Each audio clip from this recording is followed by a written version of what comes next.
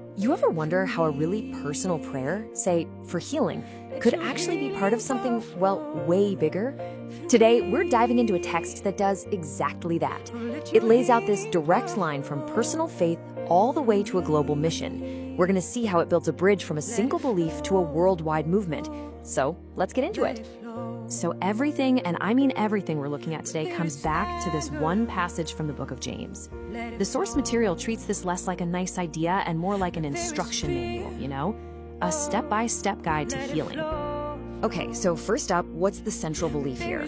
Well, the source presents prayer as this really powerful, really practical tool. So how does this all work? According to the text, prayer has one main job: to get your heart in sync with God's will. And apparently, it's that alignment, that connection, that opens the door for what the text calls miraculous power to come into your life. But here's the thing, it's not just any prayer that gets the job done. The text gets really specific about something it calls the prayer of faith. This is framed as the actual key that unlocks everything. And that's a super important distinction. In this view, the prayer of faith isn't passive. It's the active ingredient. It's the one thing that is said to directly activate God's healing power. And you can see right here how that scripture gets turned into a clear formula. It's literally broken down into 3 practical steps. Call the elders, have them pray, and anoint with oil. The whole point seems to be creating a repeatable process. All right, next up, there's a pretty clear call to action. The text makes a big shift from just believing in something to actually doing something. So, what is the reader actually supposed to do with all this? Well, the text lays out a very clear path for anyone who's looking for healing, whether it's for themselves or for someone else.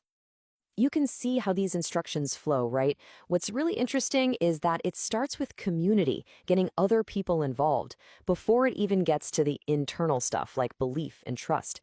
The whole thing seems to depend on both the group and the individual. And to make it even easier, the source gives this sample prayer. Look how direct it is. It's not a vague, hope you feel better kind of thing. It's a really focused request for a healing touch to bring back full health. But this whole thing isn't just about praying by yourself. The next step is all about joining a larger community. The text lays out 3 really distinct roles for anyone who wants to get more involved. You can be a prayer partner, a volunteer missionary out in the field, or what they call a kingdom investor, which involves financial support. Each one is a different level of commitment to the mission. And here's how that community gets built and stays connected in the 21st century. I mean, look at this. They're using a full suite of digital platforms, and each one has its own job. You've got coordinated midnight prayers on WhatsApp, podcasts on Telegram, and yep, even updates on TikTok. It's a full-on multi-channel approach. Okay, so finally, let's zoom all the way out to see the ultimate goal here, which is nothing less than a global mission. And the scale of that mission, it's captured in this single massive number, 500 million. That isn't just a vague aspiration, it's a very specific numerical target that gives shape to this whole effort.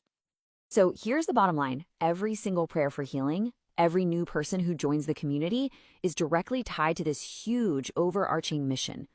The text makes it crystal clear that the personal experience of healing is part of a global evangelistic campaign. And you can really see that international coordination in action right here. This is not just a local thing. It's a synchronized prayer schedule that literally spans continents, from Nigeria to North America all the way to Europe. And the text wraps it all up by putting everything into an even bigger context. The entire mission is framed within the belief in the second coming of Christ. So in that view, every prayer and every action is essentially preparation for that final event. So we're left with this question to chew on. We've seen how this text builds a bridge from a deeply personal need, healing, all the way to a role in this massive global mission. It's a pretty fascinating way to connect the very personal with the immensely public. Something to think about. Thanks for tuning in.